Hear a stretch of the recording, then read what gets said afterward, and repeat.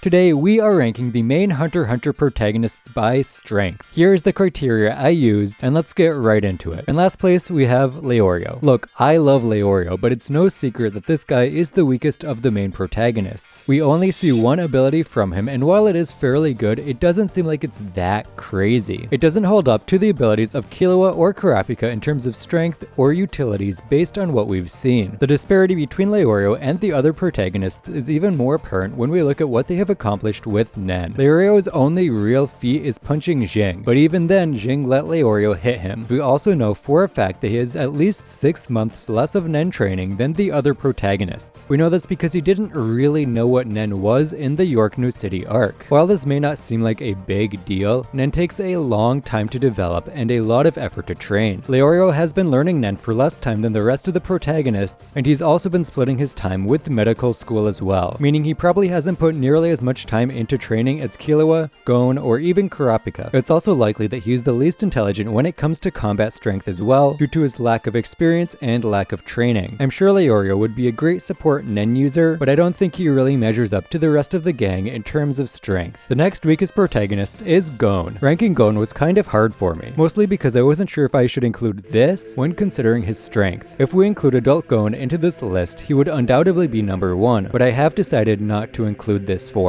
Adult Gon is not just a form he can call upon whenever he needs strength. It's a form that was only created when he was emotionally traumatized and willing to die in the name of revenge. Even when pushed to the brink of defeat against Razor, and when pushed close to death by Genthuru, he did not summon this power. It's a power that kind of goes against Gon's character, as he only wants to win if he's okay with how he won. Gon literally said he didn't care what happened or how he won, he just needed the power to win. I do not think he would use this power in most fights, and as such I don't think it's fair to include this power when determining his strength. Now that that's out of the way, let's talk about why Gon is so low on this list. His ability is just bad. Any ability with a charge time will lead to easy exploitation as it has an obvious weakness. While the charge time can be used to fake out his opponent, he would still have to charge up another attack after the fake out or go for a much weaker attack. On top of this, his paper and scissor abilities are much weaker than his rock from what we've seen. While these abilities do give Gon a bit of flexibility, they still require a charge up, and the payoff is much lower than that of rock for the same time commitment. Gon's main advantage as a fighter is his unbreakable spirit and that he is an enhancer, so his offense and defense is naturally higher than the other protagonists. However, this doesn't really mean that much in the face of the powers of our next two protagonists. It should be no question why he is above Leorio, as he focused on training for almost 2 years, and he has been trained by some of the best in the business. Even without Nen, Gon was a much more adaptable fighter than Leorio, and had a natural edge in stamina, healing abilities, and speed. The second strongest protagonist and next on our list is Killua. But before we get into Killua, don't forget to subscribe. We are quickly approaching 5,000 subscribers, and if we get there before the end of the year, I will let one viewer slap me with a fish in 2023. So if you want to see that happen, hit the big red button down below. This one might be controversial. Killua has some crazy powers and some crazy natural attributes. So why is he below Karapika? Well, we'll talk about that when we talk about Karapika. For now, let's focus on Killua. Killua's Nen abilities all center around electricity, with his main ones being Thunderbolt and Godspeed. Thunderbolt allows Killua to attack from a distance with electricity, damaging and stunning his opponents in the process. Godspeed allows Killua to move his body automatically or extremely fast. Godspeed is often seen as his most powerful ability because it allows him to move faster than even Yuppie can really comprehend, making him among the fastest characters in the show. On top of these abilities, he also has assassination techniques such as Rhythm Echo,